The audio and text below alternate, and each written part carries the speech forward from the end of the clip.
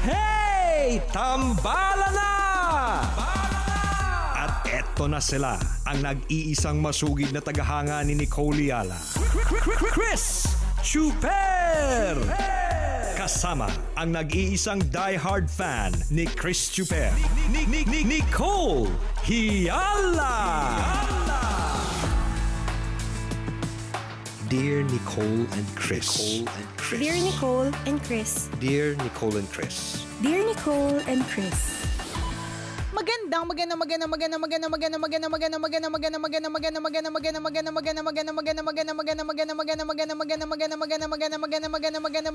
morning, Luzon, Visayas at Mindanao, Metro and Mega Manila. Hi, partner.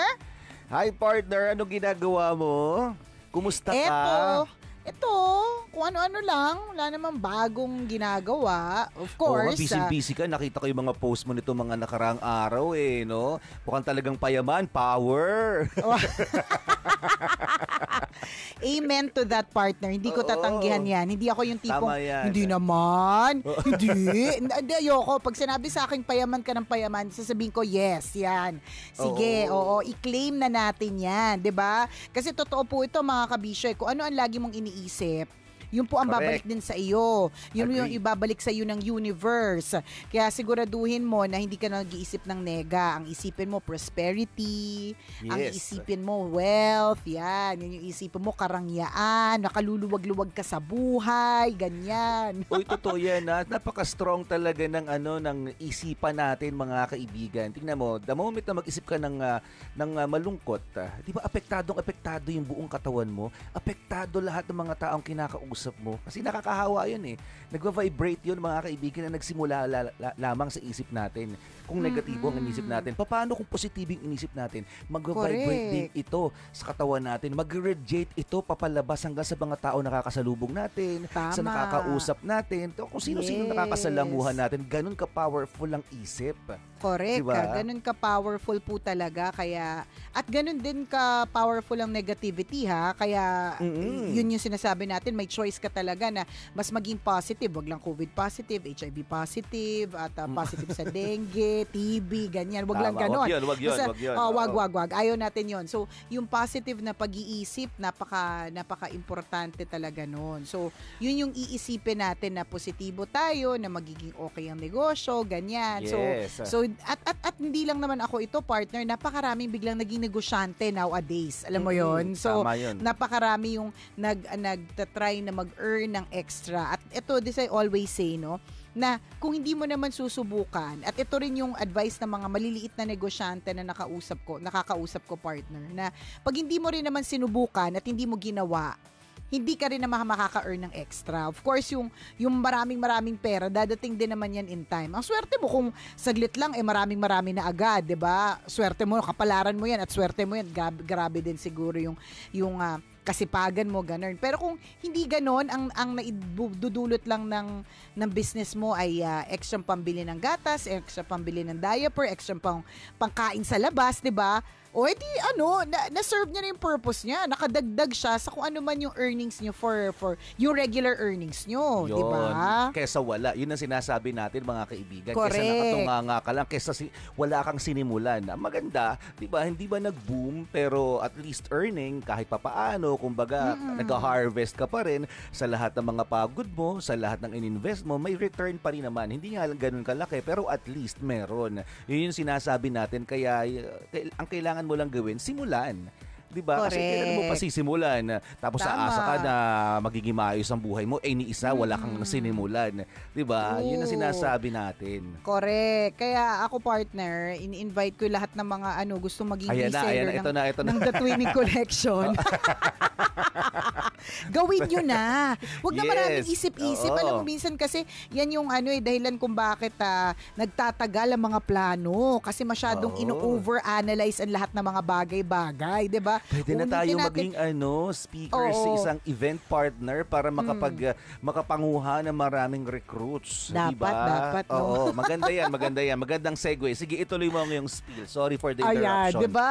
Sa lahat ng mga gusto pong maging reseller ng The Twinning Collection, ayan, pwede po kayo mag-message sa The Twinning Collection Facebook page. Kasi malay mo, partner, no? Malay mo naman yung extra ma-earn mo, hindi mo naman yan makukuha sa kung saan lang eh.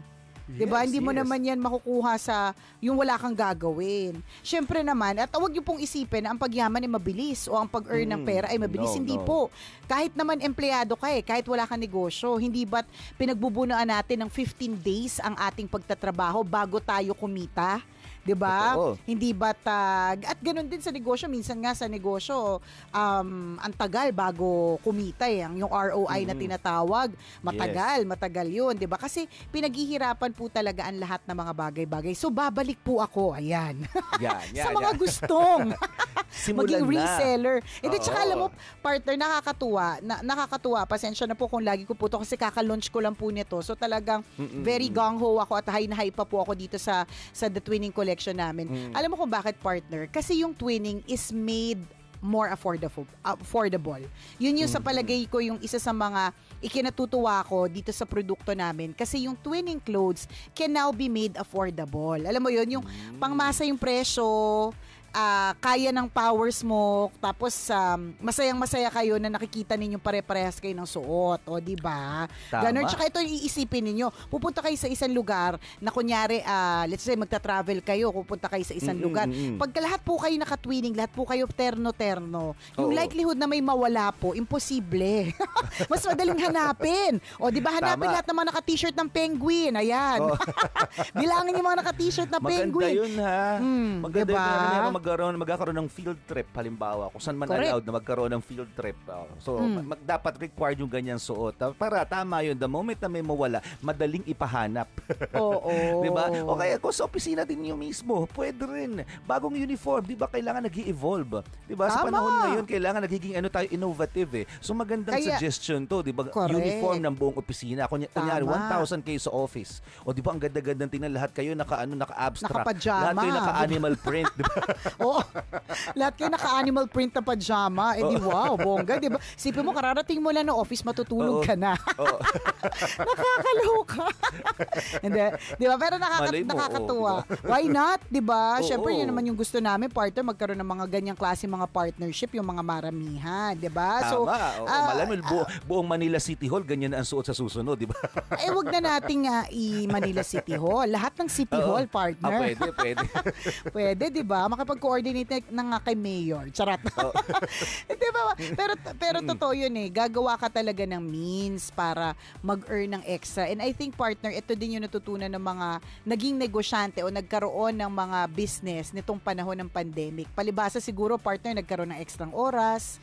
Nagkaroon ng, di ba? Nagkaroon ng extrang oras. Kaya naisip-isip na, hala, since meron akong extrang oras, alam nga tutunga nga lang ako. Isipin mo, tumataba ka na nga, wala kang ginagawa. Di ba? Wala ka pang pera. Pataba ka ng pataba, palaki ng tiyan mo. Parami yung kailangang pagkain para ma-fill up yung tiyan mong lumalaki. So, kailangan talaga magnenegosyo. Hindi pwedeng, sa panahon ngayon, agree, sisegundahan ko lang din ulit yung sinabi mo, partner, na sa panahon talaga ngayon, hindi pwedeng, isa lang din yung source of income mo. Yes, correct. Diba? Alam naman natin na talagang lahat tayo, minimum wage earner tayo, marami sa atin.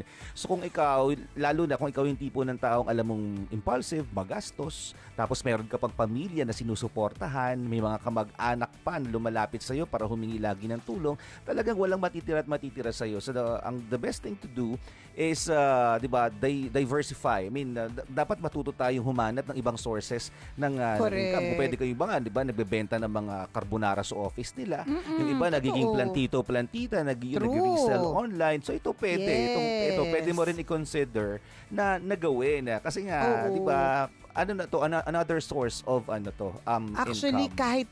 kahit ano yan meron nga ako kakilala sandamukal yung nare-resell parang 10 different items. Alam mo yun? Pero kasi you'll never know kung sinong bibili. Alam mo yun? So, yes. of course, aalamin mo naman, syempre, kung kikita ka ba ng kahit papaano, yung mga ganon. Syempre, dapat pag-aralan mo rin kasi perang pinaghirapan din yung i-invest mo dyan, whether malaki or maliit.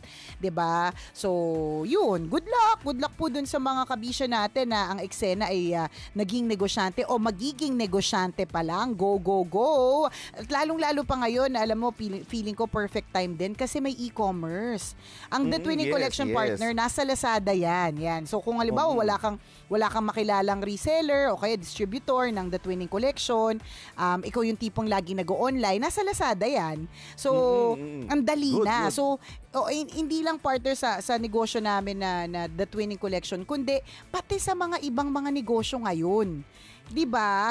Alam mo 'yun, iaanuin mo siya, ilalagay mo siya sa Lazada, let's say, o kaya kahit hindi doon, Facebook, Instagram, lahat tayo may ganyan 'di ba? I-post mo diyan, hindi mo alam kung sinong posibleng bumili. Huwag kang mag-alala, basta tiwala lang, meron at meron 'yan. Tsaka kapag kasi maganda naman yung produkto, wala namang rason para hindi ka orderan ulit or hindi ka subukang i-order. Alam mo, lahat ng mga nakausap ko partner, 'di ba? Sabi ko nga, halos 1 month ako nag-host ng Go Negosyo at mga kinakausap ko yung mga maliliit na negosyante. Halos lahat ng kwento nila partner nagsisimula sa ang una pong sumuporta sa akin, kapatid ko, anak ko lang, nanay ko, tatay ko, yung close friends ko, hanggang sa nasarapan yung close friend ko, pinatikim niya yung cookie ko dun sa close friend niya din, nasarapan yung close friend ng close friend ko, yun hanggang sa lumaki ng lumaki. Ganun talaga yun. So, kakapalan mo lang ang mukha mo sa madaling salita. Ang pagnenegosyo po ay hindi po para sa mga mahiyain. Para po ito sa mga makakapal na mukha. Ganon, yung mga willing to take the risk. Totoo yun, kailangan talaga malakas ang loob mo. Pag pahiya-hiya ka, pag palamya-lamya ka, wala mangyayari talaga sa'yo. So, simulan mo na po ngayon. 'Di ba yung sinasabi natin, hindi tayo pwedeng makontento lang sa isang income lang. Halimbawa, kung yung lagi sa payroll, hindi ka pwedeng magdepende lagi doon. 'Di ba sabi nga nila, hindi mo pwedeng ilagay lahat ng itlog mo sa isang basket, 'di ba? Do not put all your eggs in one basket.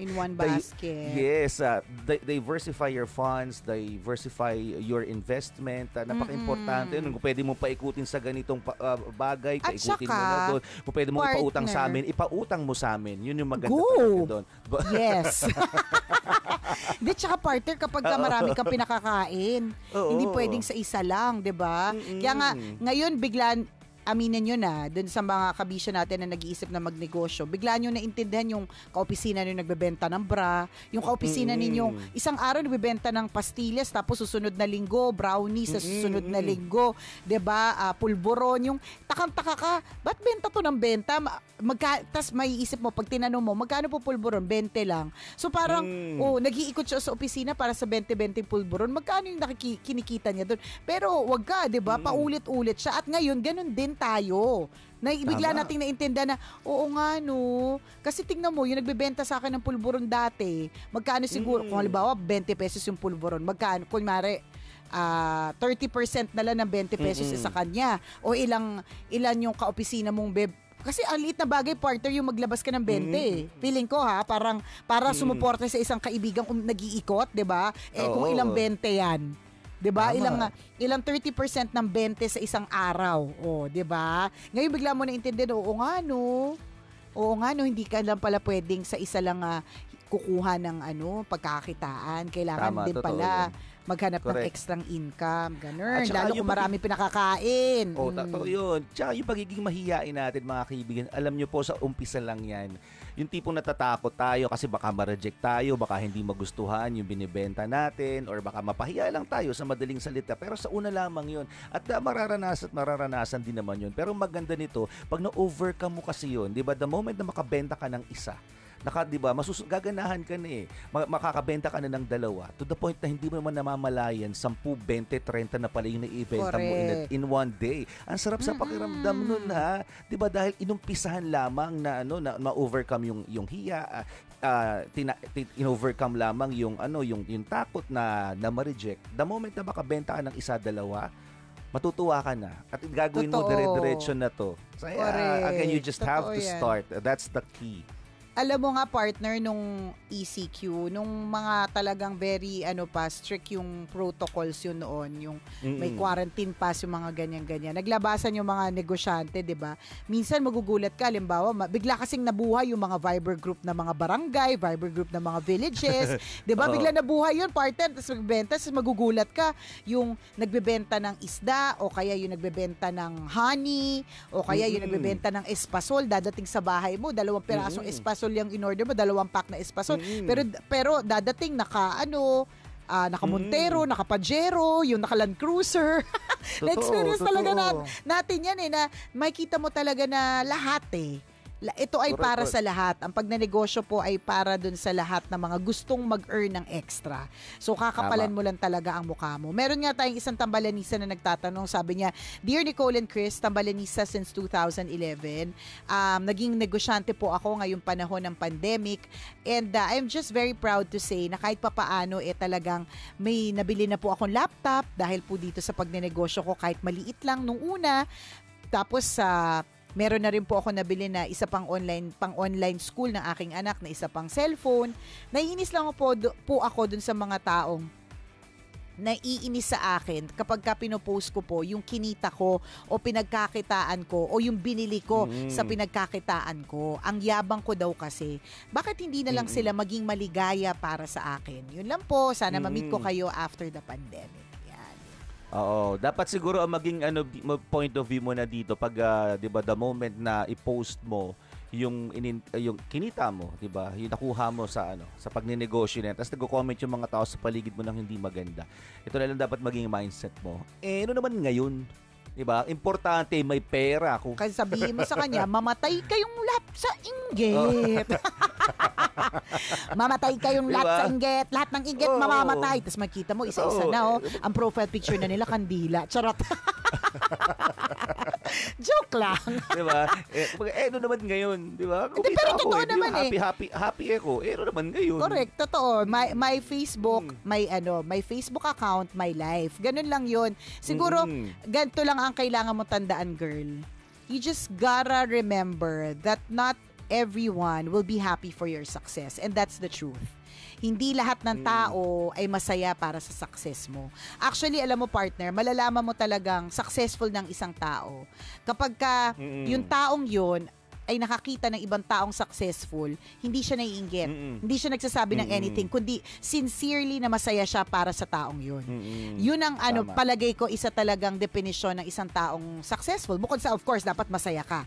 Ayun, yun.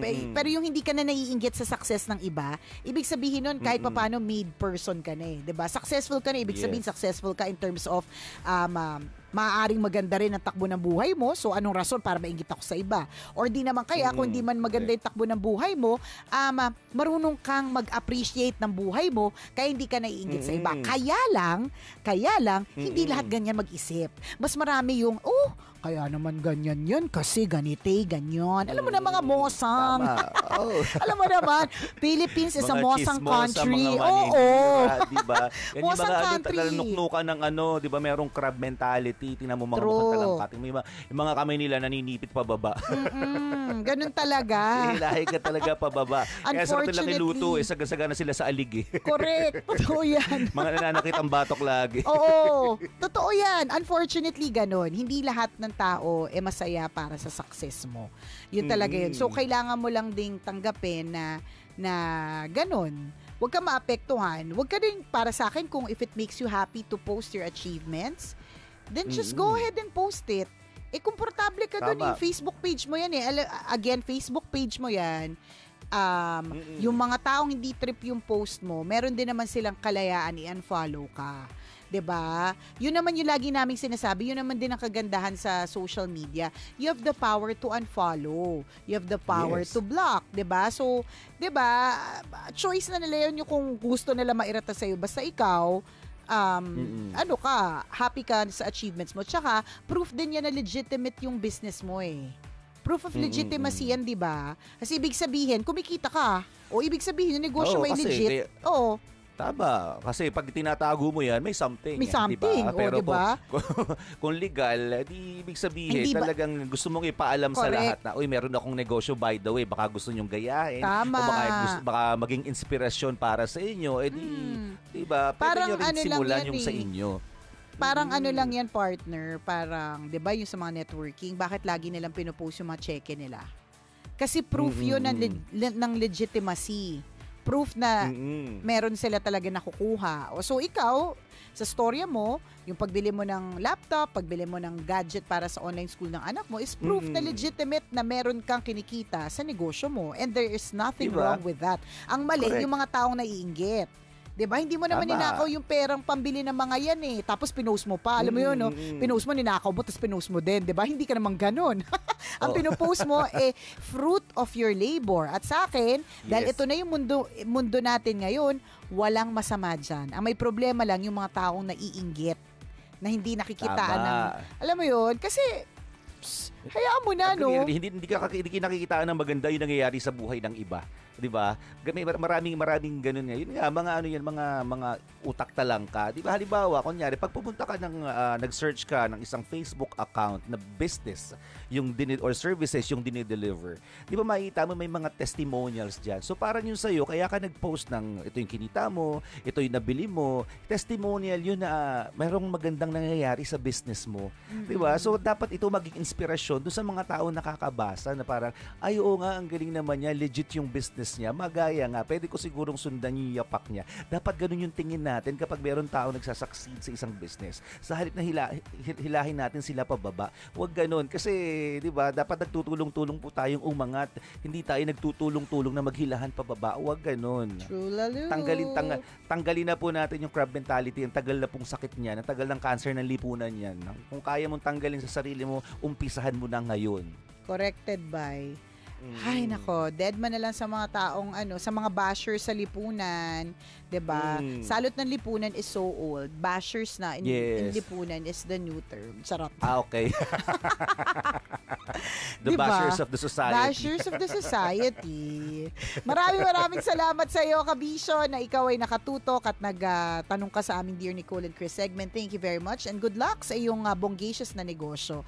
At kung ikaw, Kabisyo, ay gusto mo pa rin ng tuloy-tuloy na entertainment kasamang tambalan, mamayang alas 9, isa na namang kwento mula sa ating mahiwagang burnay ang ating mapapakinggan kaya at inyong pakaantabayanan. Margo mga Kabisyo, muli ako po si Nicole Yala. At ako naman si Cambio King Chris Chuper. Na nagpapaalala, una magdasal ka para mabuhay ka.